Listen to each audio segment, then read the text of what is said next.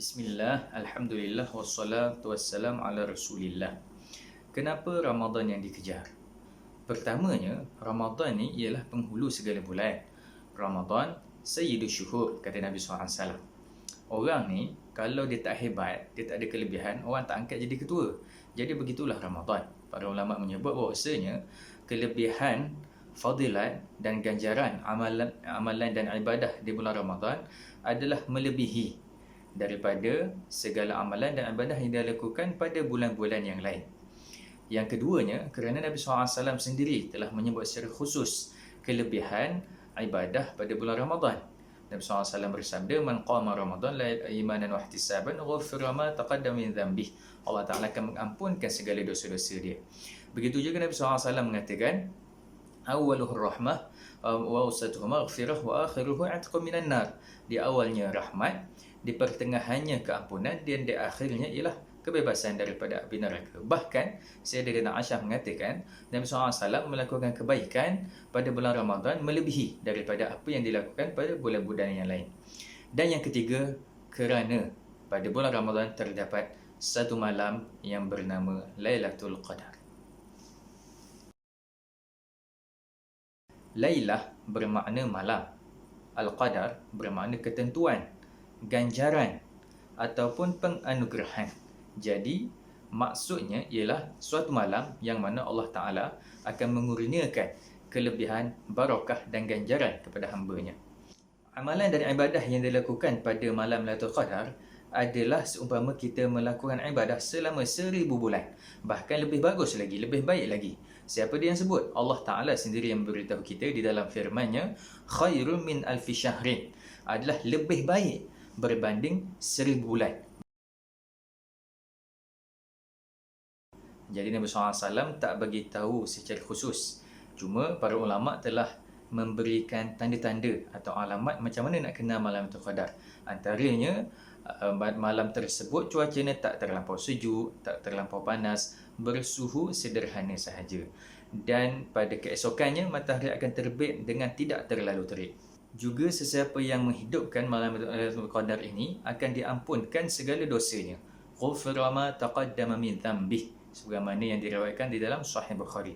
Dan ulama menyebut di dalam malam Lailatul Qadar terdapat satu saat ataupun suatu ketika yang mana Allah Ta'ala akan mengkabulkan apa sahaja doa yang diucapkan oleh hamba-Nya. Al-Imam Hujjatul Islam Al-Ghazali rahimahullah ta'ala pula memberitahu kita berdasarkan pengalaman beliau lah, yang mana nak kenal malam Lailatul Qadar ni ialah dengan melihat satu Ramadan pada tahun itu bermula pada hari apa. Jika mula pada hari Isnin, malam Lailatul Qadar akan berlaku pada hari ke-21. Jika berpuasa pada hari Selasa atau Jumaat, malam Lailatul Qadar akan terjadi pada malam ke-27. Jika puasanya pada hari Khamis, malam Lailatul Qadar akan terjadi pada malam ke-25. Jika puasanya bermula pada hari Sabtu, maka Lailatul Qadar akan terjadi pada malam ke-23. Dan jika puasa bermula pada hari Ahad ataupun Rabu, maka Lailatul Qadar akan terjadi pada malam ke-29. Dan yang terbaik ialah seperti yang disimpulkan oleh Imam Syafi'i rahimahullah ta'ala berdasarkan pendapat ulama dan periwayatan hadis yang terpisah-pisah, iaitu malam Lailatul Qadar akan terjadi pada salah satu malam ganjil pada 10 terakhir Ramadan. Maka carilah, burulah Lailatul Qadar pada malam-malam tersebut. Amalan khusus yang boleh dilakukan pada malam Lailatul Qadar atau 10 malam terakhir bulan Ramadan ini ialah pertamanya dengan mengamalkan doa yang diriwayatkan oleh Sayyidatina Aisyah, iaitu Allahumma innaka afuwun tuhibbul afwa fa'fu anna. Dan keduanya memperbanyakkan i'tikaf, kerana Nabi SAW beriktikaf di masjid pada 10 malam akhir sehingga akhir hayat baginda SAW. Dan dengan menghidupkan sepanjang malam ihya'ul lail dengan ibadah solat, ibadah membaca Al-Quran dan berzikir. Boleh solat taubat, boleh solat tahajud, boleh solat hajat, boleh berzikir 30 kali, 300 kali, 3000 kali sepanjang malam. Kerana Nabi SAW sendiri telah mengejutkan kaum keluarganya pada 10 malam akhir untuk menghidupkan sepanjang malam tersebut. Tetapi bagi kita, jika tak mampu nak hidupkan sepanjang malam, paling kurang, kata ulama, kita bangunlah berjemaah pada solat isyak hari tersebut dan solat subuh keesokannya.